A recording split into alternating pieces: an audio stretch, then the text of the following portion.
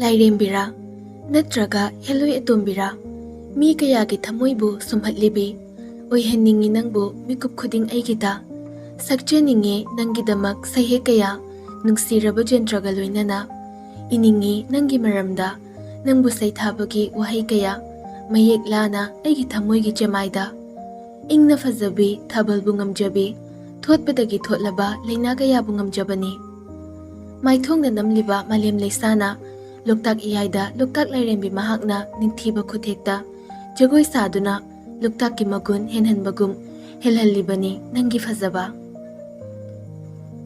ꯆꯪꯂꯛꯄ ꯅꯨꯄꯥ ꯑꯅꯤꯗꯨꯁꯨ ꯅꯨꯄꯤ ꯃꯍꯥꯛꯄꯨ ꯎꯕꯗ ꯊꯥꯡꯂꯝꯕ ꯃꯈꯣꯡ ꯆꯞ ꯂꯦꯞꯈꯤ ꯂꯣꯌꯥꯗꯤ ꯃꯥꯕꯨ ꯅꯨꯡꯁꯤꯕ ꯑꯁꯨꯝ ꯍꯦꯟꯒꯠꯂꯛꯂꯤ ꯏꯆꯝ ꯆꯝꯅ ꯀꯦꯕ ꯃꯥꯏꯊꯣꯡꯁꯤꯗ ꯈꯔꯒꯤ ꯍꯦꯟꯅ ꯀꯦꯔꯕꯗꯤ ꯀꯔꯤ ꯊꯣꯛꯄ ꯇꯝꯕ ꯉꯝꯗꯦ ꯁꯨꯝ ꯂꯦꯞꯂꯒ ꯂꯩꯕꯗꯨꯗ ꯀꯧꯁꯤꯟꯅꯔꯛꯏ ꯃꯥꯒꯤ ꯃꯃꯥꯅ ꯑꯅꯤꯗꯨꯁꯨ ꯆꯪꯂꯒ ꯐꯝꯊꯩ ꯂꯣꯌꯥꯗꯤ ꯂꯩꯆꯤꯜꯒꯤ ꯅꯥꯛꯇ ꯇꯞꯅ ꯐꯝꯂꯛꯏ ꯉꯥꯟꯕ ꯃꯃꯤꯠꯇꯣ ꯂꯩꯆꯤꯜꯗꯒꯤ ꯃꯤꯠꯐꯝ ꯍꯣꯡꯗꯦ ꯑꯗꯨꯃꯛ ꯌꯦꯡꯗꯨꯅ ꯂꯩ ꯂꯩꯆꯤꯜꯁꯨ ꯈꯟꯖꯥꯅꯩ ꯃꯈꯣꯏ ꯏꯃꯨꯡ ꯑꯃꯠꯇꯔꯥ ꯍꯥꯏꯅ ꯇꯞꯅ ꯂꯩꯆꯤꯜꯅ ꯂꯣꯌꯥꯗ ꯍꯪꯂꯛꯏ ꯗꯗꯥ ꯑꯁꯤꯒꯤ ꯅꯨꯄꯥꯁꯦ ꯅꯣꯏꯒꯤ ꯅꯆꯤꯟ ꯅꯅꯥꯎꯔꯣ ꯂꯣꯌꯥ ꯇꯞꯅ ꯑꯗꯨꯃꯛ ꯈꯨꯝꯂꯛꯏ ꯃꯥꯅꯤ ꯊꯣꯏꯕꯤ ꯂꯩꯆꯤꯜ ꯁꯣꯛꯑꯒ ꯀꯩꯅꯣ ꯅꯣꯏꯅ ꯑꯩꯉꯣꯟꯗ ꯊꯣꯏꯕꯤ ꯀꯧꯔꯤꯁꯦ ꯑꯃꯥꯏꯕꯤ ꯑꯃꯅ ꯇꯧꯗꯨꯅ ꯈꯣꯏꯔꯝꯕ ꯂꯥꯏꯅꯤ ꯉꯥꯟꯕ ꯂꯩꯆꯤꯜꯒꯤ ꯅꯥꯛꯇ ꯐꯝꯅꯤꯡꯕꯅ ꯂꯩꯕ ꯉꯝꯗ꯭ꯔꯦ ꯂꯥꯏ ꯈꯣꯏꯔꯝꯕꯗꯣ ꯂꯣꯏꯁꯤꯜꯂꯛꯄꯗ ꯑꯃꯥꯏꯕꯤꯗꯨꯅ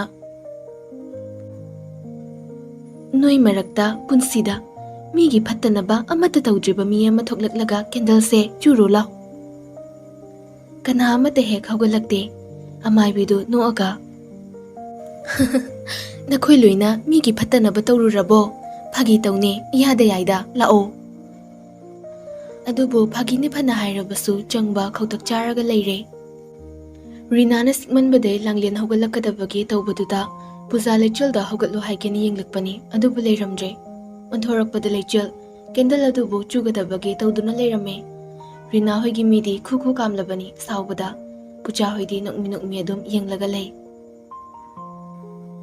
ꯃꯂꯪꯕ ꯃꯍꯥꯛꯁꯨ ꯂꯩꯔꯥꯡ ꯃꯍꯥꯛꯄꯨ ꯍꯨꯝꯗꯨꯅ ꯀꯦꯜꯍꯟꯒꯦ ꯃꯇꯥꯒꯨꯝ ꯃꯉꯥꯎ ꯑꯣꯟꯊꯣꯛꯅ ꯊꯤꯔꯛꯂꯦ ꯅꯨꯡꯖꯥ ꯃꯍꯥꯛꯅ ꯆꯨꯈꯠꯀꯗꯕꯒꯤ ꯍꯣꯠꯅꯔꯤꯕ ꯃꯩ ꯑꯗꯣ ꯃꯨꯊꯠꯅꯕ ꯍꯣꯠꯅꯔꯛꯏ ꯑꯗꯨꯕꯨ ꯅꯥꯀꯟ ꯑꯅꯤꯗꯒꯤ ꯈꯨꯠ ꯑꯃꯃꯝ ꯇꯤꯡꯊꯣꯛꯔꯛꯇꯨꯅ ꯀꯦꯟꯗꯜ ꯑꯗꯨ ꯈꯟꯈ꯭ꯔꯦ ꯂꯩꯆꯤꯜ ꯑꯣꯟꯊꯣꯛꯇꯨꯅ ꯑꯃꯃꯝ ꯌꯦꯡꯂꯛꯏ ꯅꯣꯛꯃꯤꯕ ꯃꯥꯏꯊꯣꯡꯗ ꯂꯣꯌꯥ ꯉꯥꯟꯕ ꯂꯩꯆꯤꯜ ꯃꯍꯥꯛꯄꯨ ꯌꯦꯡꯗꯨꯅ ꯂꯩꯔꯝꯃꯤ ꯂꯩꯆꯤꯜꯁꯨ ꯃꯊꯧꯗꯨ ꯂꯣꯏꯔꯒ ꯍꯟꯗꯣꯛꯂꯒ ꯐꯝꯈ꯭ꯔꯦ ꯑꯅꯤꯗꯨꯁꯨ ꯍꯟꯗꯣꯛꯈ꯭ꯔꯦ ꯄꯨꯖꯥ ꯀꯦꯟꯗ꯭ꯔꯗꯣ ꯑꯣꯟꯁꯤꯜꯂꯒ ꯇꯞꯅ ꯍꯥꯏꯔꯛꯏ ꯀꯩꯅꯣ ꯁꯤꯒꯤ ꯃꯃꯥ ꯀꯪꯒꯥꯔꯨꯒꯤ ꯃꯆꯥꯁꯤꯕꯣ ꯑꯩꯈꯣꯏ ꯏꯕꯨꯡꯉꯣꯅ ꯈꯟꯕꯁꯤꯗ ꯌꯥꯎꯁꯜꯂꯛꯂꯤꯁꯦ ꯀꯦꯟꯗ꯭ꯔꯅ ꯈꯪꯗꯦꯍꯦ ꯑꯩꯁꯨ ꯂꯣꯏꯅꯔꯗꯨꯅ ꯃꯐꯝꯗꯨꯗꯩ ꯊꯣꯛꯂꯛꯂꯦ ꯑꯗꯨꯒ ꯃꯈꯣꯏꯒꯤ ꯒꯦꯠ ꯔꯨꯝꯗ ꯆꯪꯅꯈ꯭ꯔꯦ ꯔꯤꯅꯥꯅ ꯏꯕꯨꯡꯉꯣ ꯀꯩꯅꯣ ꯅꯪꯅ ꯃꯣꯏꯒꯤꯗꯨꯗ ꯆꯪꯁꯤꯜꯂꯒ ꯈꯜꯂꯨꯔꯤꯗꯨꯕꯣ ꯉꯥꯟꯕ ꯇꯞꯅ ꯍꯥꯏꯔꯛꯑꯦ ꯏꯃꯥ ꯃꯣꯏꯅ ꯍꯤꯒꯣꯛ ꯃꯆꯨꯒꯤ ꯐꯅꯦꯛ ꯑꯃ ꯁꯦꯠꯈꯤꯕꯗ ꯅꯪꯅ ꯑꯗꯨꯒ ꯆꯞ ꯃꯥꯟꯅꯕ ꯑꯃ ꯂꯩꯗꯨꯅ ꯁꯦꯠꯂꯤ ꯃꯣꯏꯅ ꯒꯥꯔꯤ ꯑꯃ ꯂꯩꯈꯤꯕꯗ ꯑꯗꯨꯒ ꯆꯞ ꯃꯥꯟꯅꯕ ꯑꯃ ꯂꯩꯈꯤꯕꯗꯣ ꯑꯗꯨꯒꯨꯝꯅ ꯑꯩ ꯃꯣꯏꯗꯒꯤ ꯑꯄꯥꯝꯕ ꯑꯃ ꯂꯩꯔꯦ ꯔꯤꯅꯥ ꯉꯛꯅ ꯅꯪꯕꯨ ꯃꯤꯅ ꯄꯥꯝꯈꯤꯕ ꯄꯣꯠꯇꯤ ꯄꯥꯝꯗꯦ ꯑꯇꯣꯞꯄ ꯑꯃ ꯄꯥꯝꯃꯤ ꯍꯥꯏꯈꯤꯕꯗꯥꯏꯅꯦ ꯑꯗꯨꯕꯨ ꯍꯧꯖꯤꯛꯇꯤ ꯑꯩ ꯃꯣꯏꯒ ꯆꯞ ꯃꯥꯟꯅꯕ ꯑꯃ ꯄꯥꯝꯃꯤ ꯔꯤꯅꯥꯗꯤ ꯃꯆꯥꯅ ꯑꯗꯨꯒꯨꯝꯕ ꯃꯑꯣꯡ ꯑꯃ ꯎꯠꯂꯛꯄꯗ ꯍꯔꯥꯎꯔꯤꯕꯅꯤ ꯏꯆꯥꯕꯨ ꯀꯔꯤ ꯄꯥꯝꯒꯦ ꯏꯃꯥꯗ ꯍꯥꯏꯌꯨꯅꯦ ꯉꯥꯟꯕ ꯃꯣꯡ ꯍꯥꯗꯅ ꯇꯞꯂꯞ ꯃꯃꯥꯒꯤ ꯃꯅꯥꯀꯣꯡ ꯃꯌꯥꯗ ꯑꯩ ꯉꯁꯥꯏꯒꯤ ꯅꯨꯄꯤꯗꯣ ꯄꯥꯝꯃꯤ ꯏꯃꯥꯅ ꯄꯤꯕ ꯉꯝꯒꯗ꯭ꯔꯥ ꯔꯤꯅꯥꯗꯣ ꯃꯃꯤꯠ ꯃꯅꯥ ꯆꯞ ꯌꯨꯡꯈꯠꯈ꯭ꯔꯦ ꯑꯗꯨꯃꯛꯄꯨ ꯑꯗꯨꯝ ꯍꯥꯏꯔꯛꯏ ꯃꯆꯥꯗ ꯀꯩꯅꯣ ꯊꯣꯏꯕ ꯃꯥꯗꯤ ꯃꯣꯏꯒꯤ ꯃꯧ ꯑꯣꯏꯒꯗꯕꯅꯤ ꯍꯥꯏꯗ ꯍꯥꯏꯕꯒꯤ ꯋꯥꯅꯤꯗꯅ ꯑꯣꯏꯕꯃꯛꯇꯤ ꯑꯣꯏꯗ꯭ꯔꯤꯗꯅ ꯑꯣꯏꯔꯁꯨ ꯑꯩꯅ ꯂꯧꯕ ꯉꯝꯅꯤ ꯔꯤꯅꯥ ꯃꯀꯣꯛꯇꯣ ꯉꯥꯎꯕꯇ ꯅꯠꯇ ꯆꯤꯛꯄ ꯑꯃꯁꯨ ꯌꯥꯎꯔꯛꯂꯤ ꯀꯩꯅꯣ ꯅꯪꯅ ꯍꯥꯏꯔꯤꯁꯤꯕꯣ ꯃꯥꯒ ꯆꯞ ꯃꯥꯟꯅꯕ ꯀꯗꯥꯏꯗꯒꯤ ꯂꯧꯔꯨꯁꯣ ꯍꯥꯏꯕꯅꯣ ꯃꯁꯥꯃꯛ ꯌꯥꯏ ꯑꯩ ꯈꯪꯗ꯭ꯔꯦꯗ ꯅꯪꯒꯤ ꯊꯣꯛꯄꯅꯦ ꯅꯪꯒꯤ ꯉꯝꯅꯕ ꯇꯧ ꯌꯥꯗ꯭ꯔꯦ ꯏꯃꯥ ꯌꯥꯎꯒꯅꯤ ꯀꯔꯤ ꯇꯧꯖꯅꯤ ꯃꯣꯏꯗ ꯂꯩꯈꯤꯕ ꯄꯣꯠ ꯑꯩꯈꯣꯏꯗꯁꯨ ꯂꯩꯇ ꯌꯥꯗꯦ ꯉꯥꯟꯕ ꯃꯃꯣꯟ ꯃꯤꯅꯣꯛ ꯑꯃ ꯅꯣꯛꯈꯤ ꯂꯥꯡꯂꯦꯟ ꯀꯔꯤꯅꯣ ꯈꯟꯅ ꯇꯥꯅꯕ ꯍꯣꯠꯅꯩ ꯑꯗꯨꯕꯨ ꯇꯥꯕꯗꯤ ꯐꯪꯗꯦ ꯉꯥꯟꯕ ꯃꯊꯛꯇ ꯀꯥꯈꯠꯈ꯭ꯔꯦ ꯔꯤꯅꯥꯁꯨ ꯋꯥꯈꯜ ꯈꯟꯗꯨꯅ ꯁꯣꯐꯥꯗꯨꯗ ꯐꯝꯊꯈ꯭ꯔꯦ ꯂꯩꯆꯤꯜ ꯇꯞꯂꯞ ꯂꯣꯌꯥꯗ ꯍꯪꯂꯛꯏ ꯗꯗꯥ ꯆꯥꯛ ꯆꯥꯅꯤ ꯍꯥꯏꯗꯥꯏꯅꯦ ꯂꯣꯌꯥ ꯅꯣꯛꯐꯦꯠ ꯇꯧꯔꯒ ꯆꯥꯗꯣꯏꯅꯤ ꯀꯩ ꯆꯥꯅꯤꯡꯒꯦ ꯅꯪꯕꯣ ꯑꯩꯗꯤ ꯃꯈꯣꯡ 3 ꯄꯥꯟꯕ Makhong mari panba karambano sasat haironi dada leiruge. Dada ihenuna leiro yareda. Ataido kuidoi maleba. Hoi. Hairam laga thokre. Lechel kainom ningsing laktuna prap chenthore. Mana chenthorappada gari do thaugadawbugi tawduna leiramle. Mangolde prap kumtharak laga laure. Makal kalezado kharaga leiro. Ai ngauthageba. Adugane amta pisage. Aigi khutsu tango. Loya tai aduna noklam laga adum thodokre. Mana laubudu tari nganba mamito khazik suklaga. Macha. Lechel su onthore asomgi sumangduda pisumga natonga samna khayeng lamba. Nupagi mityengduda ma khangpre khangi tapna. Mapia kaidore. Aigi ming macha kaudeko. Nganbasida changsilau haibagi matawgum makhuto khalai. Lechel tande mande changsilaga lepe. Adubu mayaiduda nungsi heitana leirangsingduna thatpikre. Nganba hanglai mana khangningba wahang ama. Kaimari thokne asiga. Lechel karim khandabana chamna dum khumlai. Friend kaidorage mamba nangna adu hangliduna. Kisam tawde nangbu chaka charabo. Chajuye thongbu thongje. Nganba tanja lauraga haire. Akhoi gi dilori laodana akhoi doina hana charse. Lechel matin do kut yotli. Dada do la ni mamba maga dum charage yani. Nganba khazik sauna. Dada kaina khopaksna thajinba. Manguda dada kauredi engonda su dada kaugadaba khangaba. Lechel sugalaga. Mamba yam taningde ko. Ai change bye bye. Hairam laga loya hoigi imungda prap chensenkre. Nganba prok chakpa hore. Asiang angse. Hai, aigi brand nang kidore. Ngarang na handa thengnaba nupi sida asuk yam lai churi sina. Nupi ubada irritate oiba nangna. Loya su lakraduna chakhomda thongli kanna. Asengbadi sa nga khirabani makhoi imungse. Mana masingna lupa hoige iyamba pot ngakta ngairakpana. Makhoigina so macha asuki matik laikre. Aduga maru oina fauribana bakery dane. Makhoi pulab dining table duda famle chanaba sem sanaraklabani kendrana. Charase. Ichana thongbase haubre yenge pa. Milina. Mama, aidi mitupna thongbase kaya chaningde ko. Puzana milida khusina tapna siglai. Hai. Ase nanau nupana magi nupi oirani hairibani ne. Mili tapna. Aidi kanana khangnige asing maroi ma. Awangangda mamituna haibagum thak happi. Lechel ga loya ga thangnana famagani charibado. Loyana magi makhongduna tapna lechel da kauri. Charambadi lechel mamito laura panglaga loya da yengdai. Loya su khangdabagi matawgum makokto khasik inlaga. Kaidori haibagi matawgum tawwi. Lechel su asemba minok amanok sili. Urudabani nahan khoi. Nupi mahaki magul hapliba khasai anida. Tarang thokpa dimple anido. Loya ngasidi naknana fambaga urure. Hena ngauhanbire nupa mahakto. Loya amukasu tapna kauri. Handakti lechel hauni hekta hairi. Kaidore haibanu tada. Mayam da pulab loya da yenglai. Loya ikairakduna. Kashu tawdeda asigi hinjangse amtala mo haiba. Khara fagadra khanna hairubani adubu onatainana lechel. Adudi kok nachinduna hairakpa yadra kaurak saro. Loya ikaibado helaktuna non thakibadai non khalakidre. Chaba thakpa loiraduna lechilbu thindoknaba thoklakli. Nganbasu magi sumangda kaidoribano adum leirami. Lechil thoklakpu ubada kauge haina tawbani. Adubu Loyana gari thaudorakpaduna tumina yengduna lei. Loyana. Thoibe lau kakhalo. Lechil sungan bada hanni yenglamda kakhatkre. Nganba khara sauna. Ai, thoibe kaina. Magi se akhoi macha se pami salo. Hek pamda pamo. Imungani gilanda aisi yorakpada yengoba. Aina pamkhiba pot aina fangdana tokloi. Sala inageda. Nganba magi gari do thaudoklaga loya gi gari maningda inarai. Lechil hoige thongal yoraduna loya lechil bu thamlamle. Loyana. Thoibe data chalukhige ahengam lake. Aheng kai leke lanu yare. Thabak lei. Akhoi gi dukan miyam ama nangmadu utkeba. Aduga nangi firol singsu aina leithadoini. Hoi yenglage. Loya chatkibaga lechil maning onthoktuna changba hokre. Maning de kore. Masasana. Lechil maning phal onthorak laga. Haima, mamba, kidore. Ngan magari dagi kumtharaglaga lechulga manakta yam tapna changlaglaga. Ahingaiga thabak amata chatlusi. Lechul suaga. As, kay thabak no. Pungna kayada. Ngan manukmi. Pung tarada. Ay nangi poche me amama lethadunida. Pung tarada di daloyaga chatkani mana satlusay rame. Ngan ba pisum anido aray kay suklaga. Oh, mana haibati ingi hayro nangi se. Ngay ko. Nang mapam niraba.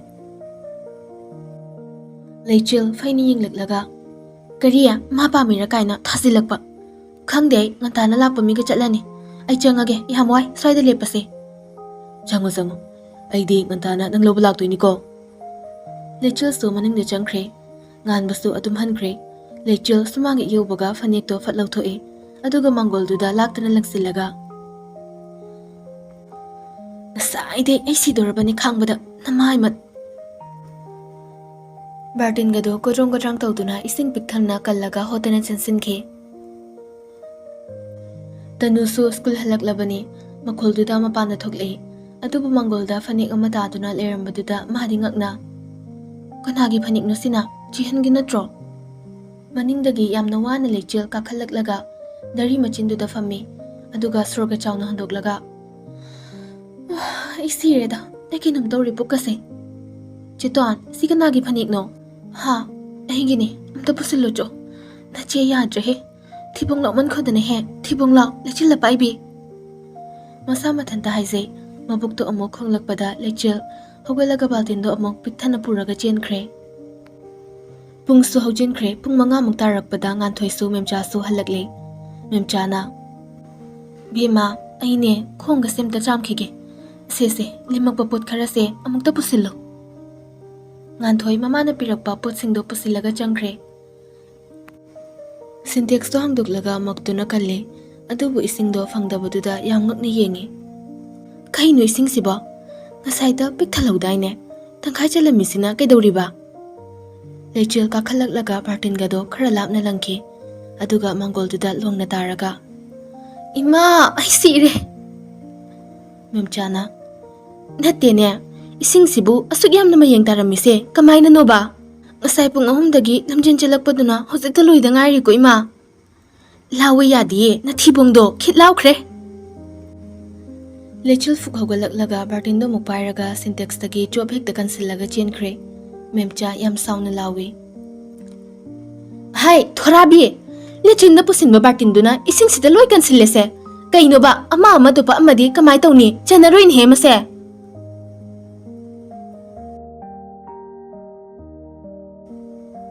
Mani, sakhi bukawri, sakhi yam kena manungde thoglai.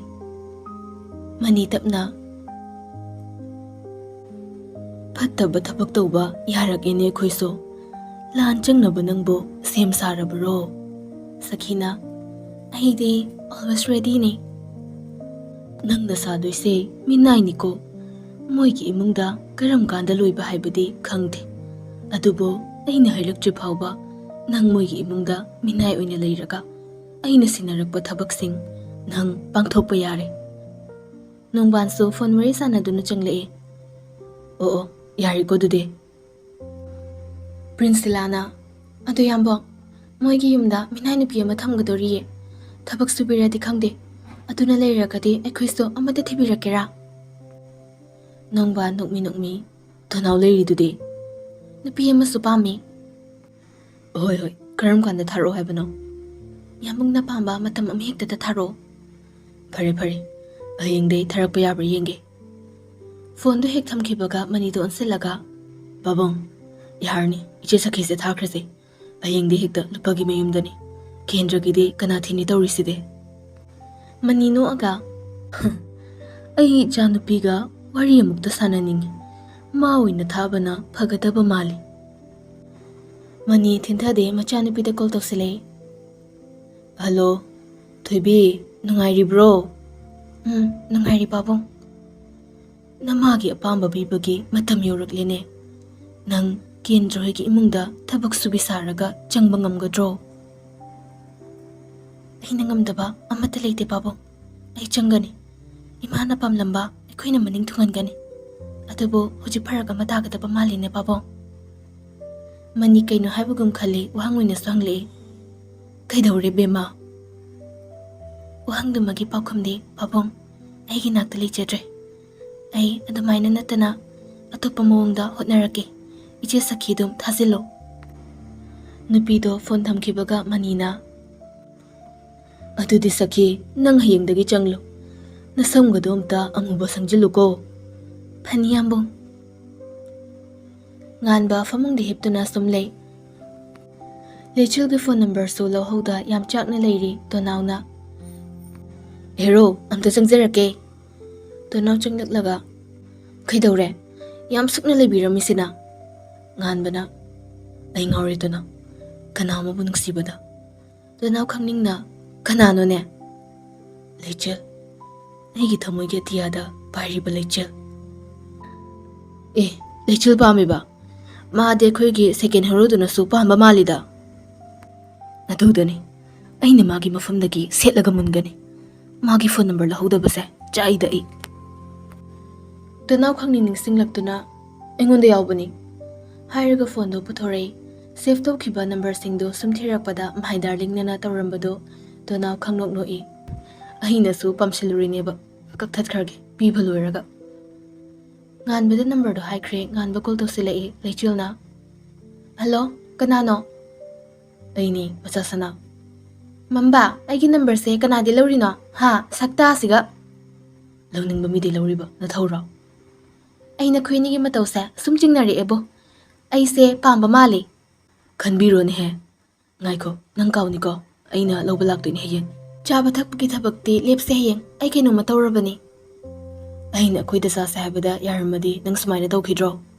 ꯌꯥꯔꯦ ꯃꯝꯕꯥ ꯑꯩ ꯊꯝꯃꯒꯦ ꯋꯥꯔꯦ ꯐꯣꯟꯗꯣ ꯍꯦꯛ ꯊꯝꯈꯤꯕꯒ ꯂꯣꯌꯥꯒꯤ ꯑꯃꯨꯛ ꯂꯥꯛꯏ ꯊꯣꯏꯕꯤ ꯀꯩꯅꯣ ꯕꯤꯖꯤ ꯂꯩꯔꯤꯗꯣ ꯄꯛꯇꯕ ꯃꯤ ꯑꯃꯒ ꯋꯥꯔꯤ ꯁꯥꯟꯅꯔꯝꯕ ꯀꯅꯥꯅꯣ ꯄꯛꯇꯕ ꯍꯥꯏꯔꯤꯁꯤꯅ ꯑꯣ ꯅꯣꯏꯒꯤ ꯑꯃ ꯄꯛꯇꯕꯅ ꯌꯥꯝꯕ ꯄꯣꯛꯃꯤꯟꯅꯗꯕꯗꯣ ꯑꯩ ꯊꯝꯃꯦ ꯑꯩ ꯋꯥꯔꯦ ꯋꯥꯔꯤ ꯁꯥꯟꯅꯕꯒꯤꯅꯦ ꯄꯥꯡꯒꯜꯒ ꯑꯝꯇ ꯂꯩꯇ꯭ꯔꯦ ꯑꯩ ꯅꯨꯄꯥꯗꯨꯒꯤ ꯋꯥ ꯑꯃꯠꯇ ꯉꯥꯏꯔꯝꯗ ꯄꯠ ꯀꯛꯈ꯭ꯔꯦ ꯃꯆꯤꯟꯗꯁꯨ ꯁꯣꯜꯂꯤ ꯑꯁ ꯃꯣꯏꯅ ꯏꯄꯥꯝ ꯁꯤꯜꯂꯛꯂꯗꯤ ꯂꯥꯏꯕꯛ ꯊꯤꯕꯅꯤꯍꯦ ꯑꯩꯒꯤꯁꯨ ꯅꯨꯡꯁꯤꯖꯕ ꯄꯥꯝꯖꯕ ꯂꯩ ꯍꯥꯏꯕ ꯍꯦꯛ ꯈꯪꯍꯜꯂꯝꯒꯗꯕꯅꯤ ꯃꯥꯅꯗꯤ ꯑꯩꯕꯨ ꯅꯨꯡꯁꯤꯕ ꯆꯥꯠꯂꯣ ꯉꯁꯥꯏꯒꯤ ꯍꯤꯌꯥꯏꯒꯤ ꯃꯇꯧꯗꯨ ꯅꯤꯡꯁꯤꯡꯂꯒ ꯅꯣꯛꯏ ꯑꯩ ꯅꯨꯡꯁꯤꯕꯅ ꯂꯣꯏꯔꯤꯃꯤ ꯃꯥꯕꯣ ꯇꯅꯨꯅ ꯀꯅꯥꯅꯣ ꯍꯥꯏꯔꯤꯁꯤꯕꯨ ꯆꯦ ꯂꯩꯆꯤꯜ ꯈꯪꯄ꯭ꯔꯦꯛ ꯈꯪꯅ ꯃꯤꯅꯤ ꯀꯩꯅꯣ ꯍꯥꯏꯔꯛꯑꯣ ꯆꯦ ꯀꯅꯥꯅꯣ ꯑꯩ ꯁꯨꯝꯇ ꯈꯪꯒꯦꯕ ꯅꯪꯉꯣꯟꯗ ꯍꯦꯛꯇ ꯍꯥꯏꯕ ꯌꯥꯕ꯭ꯔꯥ ꯇꯨꯠ ꯌꯥꯗ꯭ꯔꯗꯤ ꯐꯔꯦ ꯆꯪꯁꯤꯜꯂꯨꯁꯦ ꯑꯝꯇ ꯇꯨꯝꯒꯦ ꯂꯩꯆꯤꯜꯁꯨ ꯃꯣꯟꯗꯣ ꯀꯣꯜꯂꯒ ꯅꯥꯀꯟ ꯑꯃꯗ ꯆꯪꯁꯤꯜꯂꯒ ꯇꯨꯝꯈ꯭ꯔꯦ ꯍꯧꯔꯣ ꯍꯧꯔꯣ ꯁꯤꯟꯊꯥ ꯄꯥꯡꯂꯁꯦ ꯍꯥꯏꯕꯒꯤ ꯃꯇꯧꯒꯨꯝ ꯌꯦꯟꯕꯥꯁꯤꯡꯅ ꯀꯟꯅ ꯀꯟꯅ ꯈꯣꯡꯂꯛꯂꯤ ꯌꯦꯟꯕꯥꯁꯤꯡꯗꯨꯒ ꯂꯣꯏꯅꯅ ꯈꯣꯡꯂꯛꯂꯤꯕ ꯒꯥꯔꯤ ꯃꯈꯣꯜꯗꯣ ꯉꯥꯟꯊꯣꯏ ꯊꯣꯡꯒꯥꯟꯗ ꯄ꯭ꯔꯞ ꯄ꯭ꯔꯞ ꯊꯣꯛꯂꯛꯏ ꯑꯌꯨꯛ ꯉꯟꯇꯥꯁꯤꯗ ꯆꯕꯦꯡ ꯆꯕꯦꯡ ꯈꯣꯡꯂꯤꯁꯤꯅ ꯀꯅꯥꯅꯣ ꯀꯥꯔ ꯑꯃꯨꯕ ꯑꯃ ꯊꯣꯡꯒꯥꯟꯗ ꯈꯥꯝꯂꯒ ꯂꯩꯔꯝꯕꯗꯣ ꯉꯥꯟꯊꯣꯏ ꯆꯪꯁꯤꯜꯂꯒ ꯀꯅꯥꯅꯣ ꯀꯅꯥ ꯍꯪꯕꯅꯣ ꯑꯌꯨꯛ ꯉꯟꯇꯥꯁꯤꯗ ꯉꯥꯟꯕ ꯀꯥꯔꯗꯨꯗꯒꯤ ꯀꯨꯝꯊꯔꯛꯏ ꯂꯩꯆꯤꯜ ꯂꯩꯈꯤꯕ꯭ꯔꯣ ꯉꯥꯟꯊꯣꯏ ꯃꯕꯨꯛꯅꯨꯡꯗ ꯈꯜꯂꯤ ꯑꯩꯈꯣꯏ ꯊꯣꯏꯕꯤꯒ ꯇꯤꯟꯅꯕ ꯃꯤꯅꯕꯨ ꯃꯊꯣꯡ ꯀꯌꯥꯝ ꯆꯥꯅꯤꯒꯦ ꯈꯣꯟꯖꯦꯜ ꯊꯣꯛꯅ ꯍꯥꯏꯔꯛꯏ ꯃꯥꯗꯤ ꯍꯧꯒꯠꯇ꯭ꯔꯤꯅꯦ ꯆꯪꯉꯣ ꯆꯪꯉꯣ ꯏꯃꯨꯡꯗ ꯉꯥꯟꯕ ꯃꯅꯨꯡꯗ ꯆꯪꯉꯛꯏ ꯉꯥꯟꯊꯣꯏ ꯐꯝꯅꯕ ꯑꯃ ꯄꯤꯔꯝꯂꯒ ꯃꯅꯥꯎꯅꯨꯄꯤꯕꯨ ꯍꯧꯗꯣꯛꯄ ꯆꯪꯈ꯭ꯔꯦ ꯂꯩꯆꯤꯜ ꯍꯧꯒꯠꯂꯣ ꯑꯝꯇ ꯑꯁ ꯀꯩꯗꯧꯔꯦ ꯍꯥꯏꯕꯅꯣ ꯄꯨꯡꯁꯦ ꯌꯥꯝ ꯉꯜꯂꯤꯌꯦ ꯆꯦ 6 ꯉꯥꯏꯔꯤꯕ ꯅꯪ ꯎꯅꯕ ꯃꯤ ꯑꯃ ꯂꯥꯛꯍꯧꯋꯤꯅꯦ ꯂꯩꯆꯤꯜ ꯇꯟꯗꯦ ꯃꯥꯟꯗꯦ ꯑꯗꯨꯝ ꯈꯨꯝꯂꯛꯏ ꯀꯅꯥꯅꯣ ꯑꯌꯨꯛ ꯉꯟꯅ ꯑꯁ ꯇꯅꯨꯁꯨ ꯇꯨꯝꯕꯗ ꯌꯦꯠꯂꯤ ꯍꯥꯏꯕꯒꯨꯝ ꯃꯆꯦꯇꯣꯟꯕꯨ ꯏꯜꯂꯒ ꯑꯁ ꯆꯠꯂꯣ ꯃꯤ ꯂꯥꯛꯏꯁꯦ ꯑꯝꯇ ꯇꯨꯝꯒꯦ ꯇꯨꯝꯐꯝꯒ ꯑꯝꯇ ꯈꯪꯗꯦꯕ ꯑꯩ ꯉꯥꯟꯊꯣꯏꯅ ꯁꯠ ꯊꯣꯔꯛꯎꯀꯣ ꯃꯤ ꯂꯥꯛꯍꯧꯔꯤꯁꯦ ꯅꯪꯁꯨꯅꯦ ꯂꯥꯏꯔꯤꯛ ꯄꯥꯅꯕꯅꯦ ꯌꯥꯝ ꯊꯨꯅ ꯍꯧꯒꯠꯂꯝꯃꯣ ꯂꯩꯆꯤꯜ ꯇꯟꯗꯦ ꯃꯥꯟꯗꯦ ꯃꯄꯥꯟꯗ ꯍꯀꯥꯝꯒꯗꯣ ꯂꯥꯎꯅ ꯆꯟꯗꯨꯅ ꯊꯣꯛꯂꯛꯏ ꯃꯥꯡꯒꯣꯜꯗ ꯐꯝꯂꯤꯕ ꯅꯨꯄꯥꯗꯨ ꯎꯕꯗ ꯃꯃꯤ ꯂꯥꯎꯊꯣꯔꯛꯂꯒ ꯑꯁ ꯃꯝꯕ ꯀꯩꯗꯧꯔꯦ ꯅꯪꯗꯤ ꯑꯌꯨꯛ ꯉꯟꯇꯥꯁꯤꯗ ꯑꯁ ꯑꯩꯗꯤꯕꯀꯣ ꯉꯥꯟꯕꯅ ꯃꯆꯥ ꯁꯅꯥ ꯁꯠ ꯂꯣꯏꯁꯤꯜꯂꯣ ꯉꯔꯥꯡ ꯑꯩꯅ ꯆꯠꯁꯦ ꯍꯥꯏꯕꯗꯣ ꯆꯠꯂꯨꯔꯗꯕꯅꯤ ꯂꯩꯆꯤꯜ ꯁꯣꯛꯑꯒ ꯑꯗꯨꯕꯨ ꯄꯨꯡ 6 ꯀꯅꯥꯅ ꯀꯣꯏꯕ ꯆꯠꯅꯒꯦꯕ ꯍꯀꯥꯝ ꯆꯟꯕꯤ ꯁꯥꯟꯅꯁꯦ ꯍꯥꯏꯔ ꯈꯪꯗꯦꯗ ꯉꯥꯟꯕ ꯇꯞꯅ ꯕ꯭ꯔꯦꯛꯐꯥꯁ ꯍꯥꯟꯅ ꯇꯧꯔꯨꯔꯁꯤ ahau ahauba cake adagi atei atei. Chabagi bohairadi ahiyengdi chaba thakpa lipsi kaina haikibado kaukre. Lechil mamit mana fatsinge. Mamba ngairamo ai brush amtana sasa tauruge. Nganbasu angang macha amagi matagum ningai taure. Aisu laki. Lechil karim hairamda. Magda ising khara kallaga maninglomda thokre. Nganbasu lechilgi matungda tanakhi.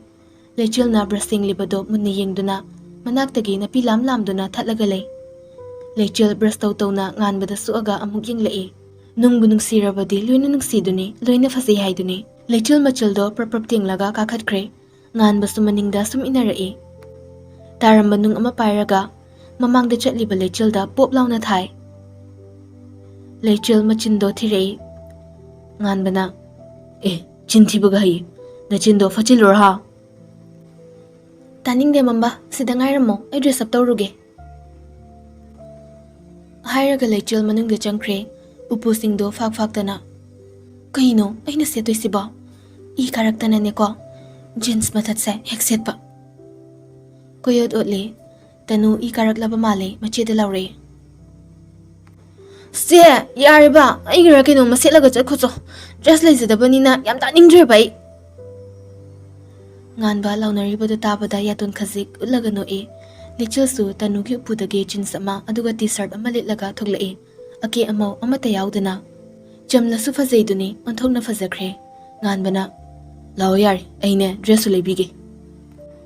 Lechilga nganbaga ayung antatuda gari du thauduna lakle. Asum lakpana chanaba mafam amada chaba loiraga magi keke lebiba laklabani. Nganthoina famba jewelry shop tuda hana lakle. Pali pali pubana nganthoigidi matam watli nganbana apamba sanali khalo loi leithage. Lechil khara suaga ai kem pamde ko cheraubagine aina leidoise ayeng cheraubada setnaba. Oima angchitni ko cheraubase injang haudore mi yam leningagana macha makhak. Nganba lechilgi yamna rasi leina fasaba piktak tawba lik amaga sana amaga leibire. Aduga amok firol lefamda magi firol khara leire. Fanek rani fi atangba ama anisu yauna. Susopta amuk laklaga magi fasaba rasi leiba hills ani ahum amasu leiraga thoklatli. Lechilna mamba ay kudang sidare thangba ngamdre as yam lummeba. Nganba lechildagi polythene bag to lauraga mana mukpui. Asum lakpana mi tadaba lamhang yaurakpada gari animuk mamangda fathathachilai. Nganba yam sauna fatkumtharaga. Kaino mi asuk yam usitrisiba.